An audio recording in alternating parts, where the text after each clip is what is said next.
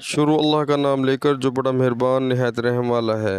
उन लोगों के रस्ते जिन पर तूने इनाम किया, ना कि उन लोगों के रस्ते की जिन पर गज़ब नाजिल हुआ है, और ना उनके रस्ते की जो भटके हुए हैं। सुबहान अल्लाह।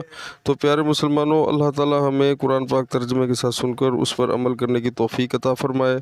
और हमें ये गौर करना चाहिए, सोचना चाहिए कि आज का दिन जो हमें अल्लाह ताला ने ज़िंदगी अता फ़रमाई है, क्या हमने आज के दिन में अल्लाह का हुक्म 5 वक्त नमाज बाजमात अदा की है कि नहीं। अगर औरतें हैं तो घर में उन्होंने भी अदा की है कि नहीं, और जो बच्चे हैं घर में उन्होंने भी अदा की है कि नहीं। तो प्यारे मुसलमानों, हम बिल्कुल गफलत में पड़ चुके हैं। हमें इस चीज़ पर गौर करना चाहिए। ख़ुद भी नमाज़ पढ़ें, बच्चों को भी पढ़वाएं, क्योंकि यही जो है अल्लाह का हुक्म है और इसका बहुत फ़ायदा है। प्यारे मुसलमानों, दुनिया की ज़िंदगी आर्जी है, इसको इसमें दिल न लगाएं, आखिरत में बहुत फ़ायदा होगा। अस्सलाम वालेकुम वरहमतुल्लाहि